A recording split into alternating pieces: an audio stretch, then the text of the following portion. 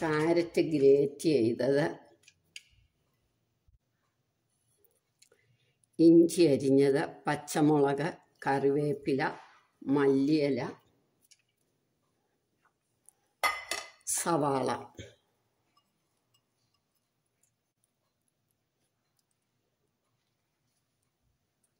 ഇതിനകത്തേക്ക് കടലമാവിടണം.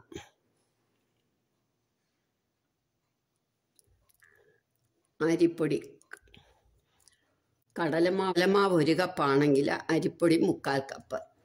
ഇനി പാകത്തിന് ഉപ്പ്, മുളക് പൊടി, ചാറ്റ് മസാല, കായപ്പൊടി. ഇതിൻ്റെ കൂടെ നമുക്ക് കുഴയ്ക്കാൻ ഈ കോൺ എടുത്തത് നന്നായിട്ടൊന്ന് അരച്ചോണ്ട് വരണം. മിക്സിയിലേക്ക് ഇട്ട് നമുക്ക് നന്നായിട്ടങ്ങ് അരയ്ക്കണം. ബാക്കിയേ നമ്മൾ വെള്ളം ഒഴിക്കാവുള്ളൂ. നന്നായിട്ട് അരച്ചോണ്ട് വരട്ടെ. ഇപ്പം ഇത് നല്ല വൃത്തിയായിട്ട് അരച്ച് കഴിഞ്ഞു.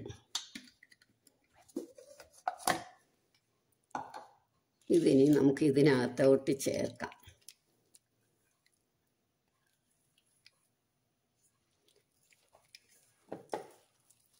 ഇതെല്ലാം കൂടെ നന്നായിട്ട് അങ്ങോട്ട് മിക്സ് ചെയ്യണം.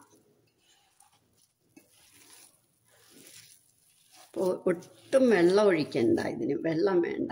ഇനി നമുക്ക് 1 മുറി നാരങ്ങ നീരൂടെ ഒഴിക്കണം. നാരങ്ങയുടെ പുളിപ്പനുസരിച്ച്.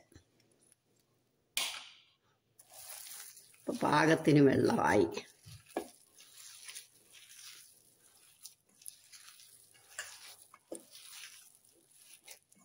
ഇനി ഇതെല്ലാം ചെറിയ ഉരുളകളാക്കണം.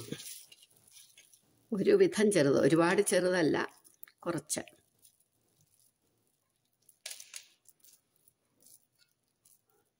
ഉരുളകളാക്കി വെക്കണം. ഇതേ വലിപ്പത്തിൽ.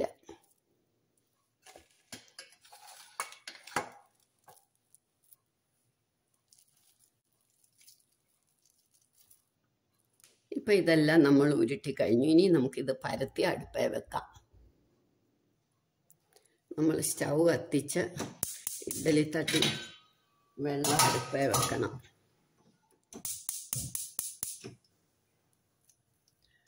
തട്ടിനകത്ത് വെച്ചാലും മതി.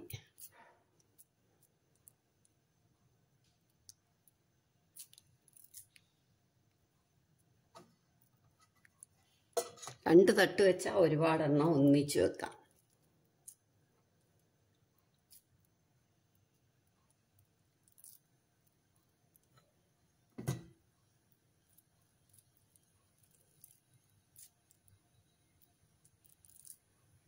ഇങ്ങനെ ഒന്ന് പരത്തിയിട്ട് വേണം നമ്മൾ വെക്കാൻ. ഒരു 15 മിനിറ്റ് കൊണ്ട് ഇത് വേവും. ഞാൻ ബാക്കിയുള്ളത് വലിയ ഇഡ്ഡലി പാത്രത്തിൽ വെക്കും. ഇതിപ്പം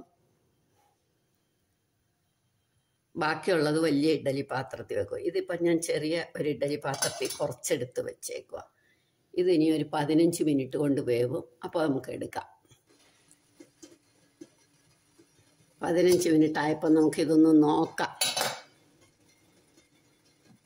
നല്ല വെന്ത് പാകമായി. ഇങ്ങനെ വേണേലും കഴിക്കാം. ഇല്ലെങ്കിൽ ഞാനൊന്നും ഫ്രൈ ചെയ്യും. ഷാലോ ഫ്രൈയും അല്ല, ഡീപ് ഫ്രൈയും അല്ല. ദോശക്കല്ലിലൊക്കെ വെച്ച് നമ്മളൊന്ന് ചൂടാക്കും.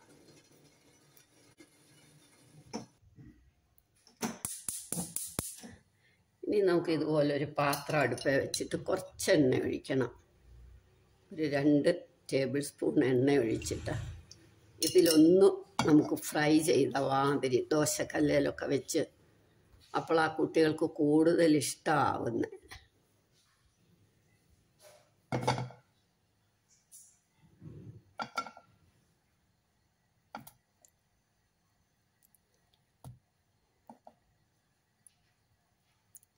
ഒന്ന് മൊരിയുമ്പോൾ നമുക്ക് തിരിച്ചു വെക്കാം. ഇനി നമുക്കിതൊന്ന് തിരിച്ചു വെക്കാം. ഒരു സൈഡ് ഒന്ന് മൊരിഞ്ഞ് കഴിയുമ്പോൾ അടുത്ത സൈഡോടെ.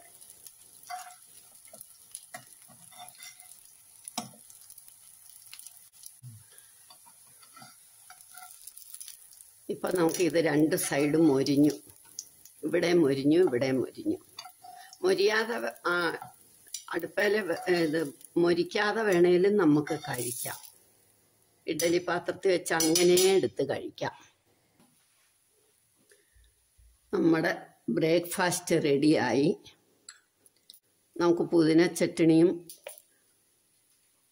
തേങ്ങാ ചട്നിയും ചേർത്ത് കഴിക്കാം. എല്ലാവരും ഇത് ട്രൈ ചെയ്ത് നോക്കണം. ഇഷ്ടമായെങ്കിൽ ലൈക്ക് ചെയ്യുക, സബ്സ്ക്രൈബ് ചെയ്യുക, ഷെയർ ചെയ്യുക, കമൻറ്റ് ചെയ്യുക. നല്ല ബ്രേക്ക്ഫാസ്റ്റാണ്, കുട്ടികൾക്കൊക്കെ ഇഷ്ടമാകും.